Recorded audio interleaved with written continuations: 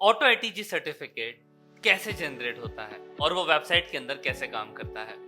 ये सवाल आप लोगों के दिमाग में आया होगा जब आप लोगों ने हमारी वीडियो देखी होगी।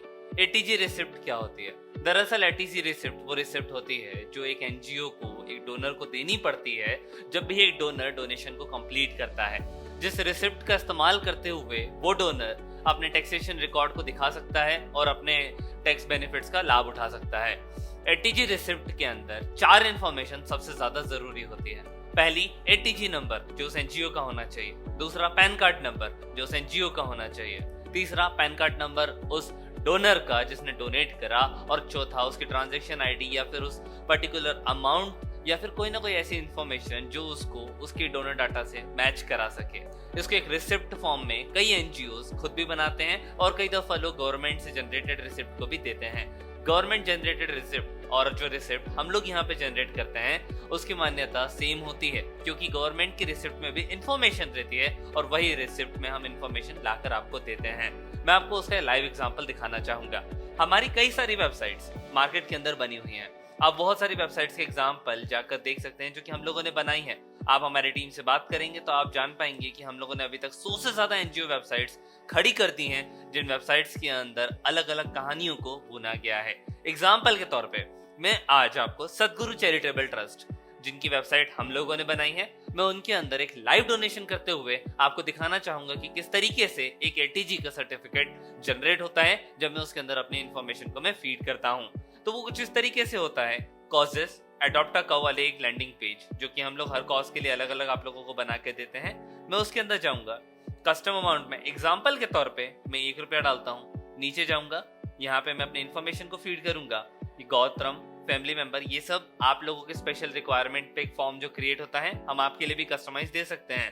क्लेम एटीजी सर्टिफिकेट है, मैं यहाँ पे अगर यस करता हूँ तो वो मुझसे pan card, street address, city, ये सारी इंफॉर्मेशन मांगता है जो कि एटीजी रिसिप्ट के लिए जरूरी है। मैं एग्जांपल के लिए रैंडम एक एटीजी अपना पैन कार्ड नंबर डालूंगा, इंफॉर्मेशन को फीड करूंगा जो कि रैंडम है।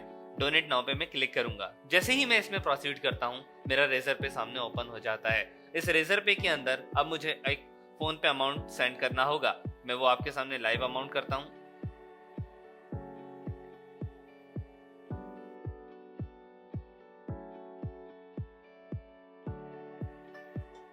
मेरी पेमेंट यहां से कंप्लीट हो चुकी है।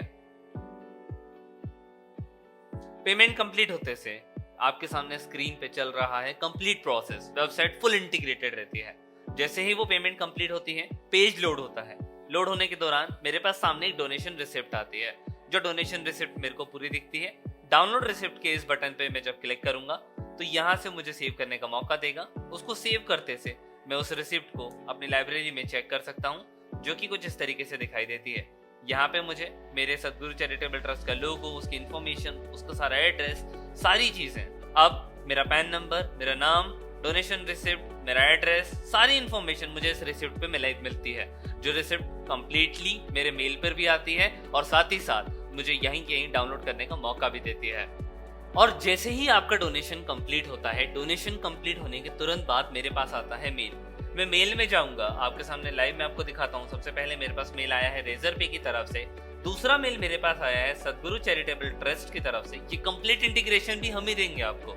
इसके अंदर view the receipt in your browser और डाउनलोड एटीजी रिसिप्ट, दोनों ही ऑप्शन मेरे पास अवेलेबल हैं। मैं view the receipt in your browser में जाऊंगा तो मेरे पास डोनेशन डैशबोर्ड खुलेगा। साथ ही साथ डाउनलोड एटीजी रिसिप्ट में क्लिक करूंगा तो मेरी रिसिप्ट तुरंत डाउनलोड हो जाएगी। अब ये डोनर डैशबोर्ड क्या होता है ये आपको अगली वीडियो में समझ में आ जाएगा।